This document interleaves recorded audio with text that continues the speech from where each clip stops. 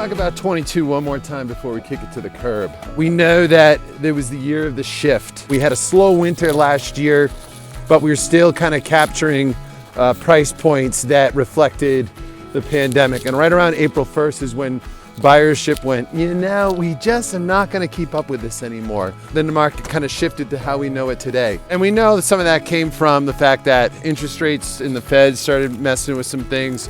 And we just didn't really have any grounding. It kind of made the summer season, the next 2 quarters, kind of shaky because people really didn't know what was coming next. I would argue at this moment in time, people are starting to find some common ground, a little more comfort with chaos, just one of those things. So that being said, for the most part, we did have inventory replenishing itself last year. If you really wanted to make inventory a culprit of 22's lack of sales, you could say lack of new inventory was really the culprit on that part. So the condo market in 22 took a little bit of a hit.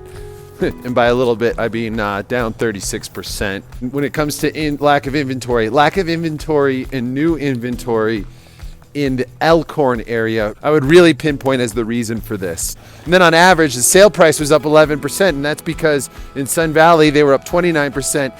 And then in Warm Springs, they took a leap of 39% in average sale prices, that bringing up the total to 11% as a whole. In single family homes, dollar volume was down 34% this year from 604 to 395. The average sale price only came down 2%. On the other hand, homes are sold at an average of 96% of ask. Breaking the update, everybody say hi to Ray. Hi, Ray. So it's fairly obvious in the single family home market, everything was pretty much down. And in this instance, I would argue that inventory really wasn't a factor. Inventory actually kind of came up in places like Ketchum, in Warm Springs, and they still did not sell very well last year. And I'm sure pricing and having some grounding there has a lot to do with it. I mean, it's hard to comp things based off the past when we know the market is shifting. So on paper, as a realtor, you're like, I've got the number right, but the market speaks to you, and there's a lot of emotion that's involved in that.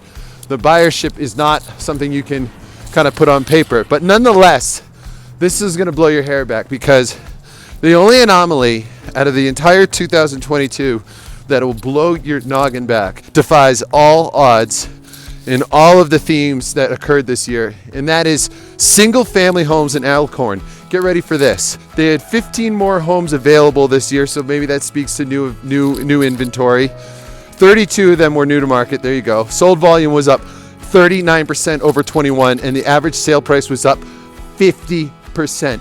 Elkhorn single family homes, people. Vacant land, a little bit similar story to the rest of the market. Prices were up, inventory was down, new inventory also down, and that is why it suffered. Another slight anomaly to the market. Farms did well this year, little not as good as 22, but it did well. Ranches did not. Ranch prices came down, farm prices were up, so their total volume actually did pretty well. And then this full report is available on my blog via my website, southernidaholand.com, if you want to read more, see all the tables with the actual numbers on it. And let me know if I have any grammatical mistakes.